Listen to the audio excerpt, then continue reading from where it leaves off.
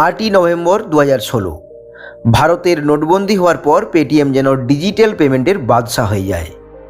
তাহলে 31শে জানুয়ারি 2024 এমন কি হলো যে আরবিআই পেটিএমকে নোটিশ পাঠালো? আরবিআই জানালো 29শে ফেব্রুয়ারির পর না আপনি ডিপোজিট দিতে পারবেন, আর না কোনো ক্যাশ ট্রানজ্যাকশন করতে পারবেন, আর না আপনি ওয়ালেটে টপ আপ করতে পারবেন। কিন্তু কেন আরবিআই পেটিএমকে এমন নোটিশ পাঠিয়েছে?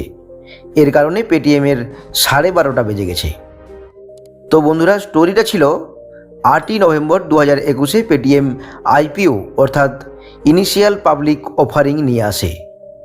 এর কারণে পেটিএম তার একটি শেয়ারের দাম 2000 থেকে বাড়িয়ে 2150 টাকা পর্যন্ত করে দেয়, যা হয়তো আপনার এবং আমার কাছে অনেক বেশি মনে হচ্ছে।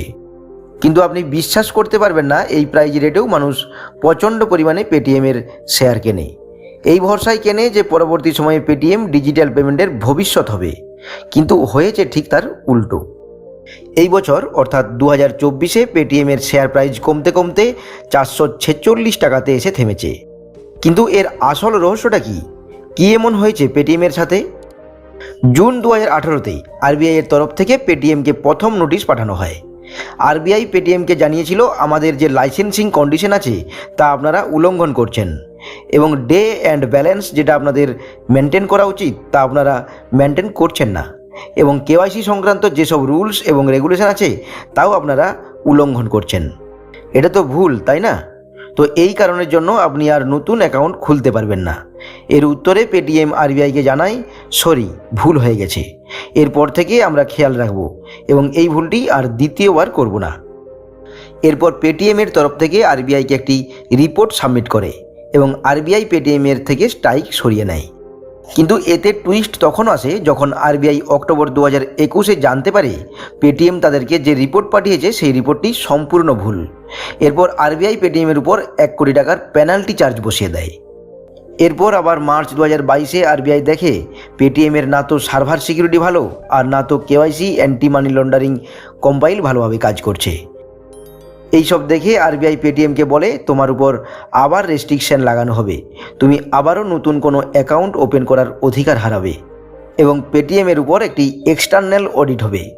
এর পরপরই অক্টোবর মাসে নিউ অডিটের রিপোর্ট আসে এবং আরবিআই এই রিপোর্ট পড়ে জানতে পারে এত ফাইন এবং রেস্ট্রিকশনের পরেও পেটিএমের শুধরানোর কোনো নামগন্ধ নেই। তখন আবার আরবিআই পেটিএমের উপর 5.39 কোটি টাকার ফাইন বসায়। আরবিআই এটা ভাবে হয়তো এবার পেটিএম শুধরে যাবে। তো এবার চলুন আপনাকে আমি একটি কোশ্চেন করি।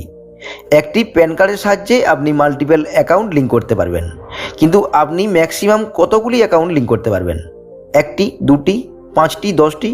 কিন্তু আপনি যদি জানতে পারেন একটি প্যান কার্ডের সাহায্যে 100-র থেকেও বেশি অ্যাকাউন্ট লিঙ্ক আছে, তাহলে?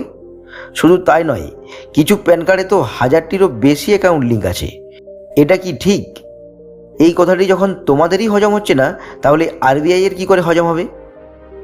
আর এই কারণের জন্যই 31শে জানুয়ারি 2024 আরবিআই পেটিএমকে একটি নোটিশ পাঠায় আর জানায়, না তো পেটিএম নতুন কোনো অ্যাকাউন্ট খুলতে পারবে, আর না পেটিএম ওয়ালেট টপ আপ করতে পারবে, এবং পেটিএমের সমস্ত সার্ভিস বন্ধ করা হচ্ছে।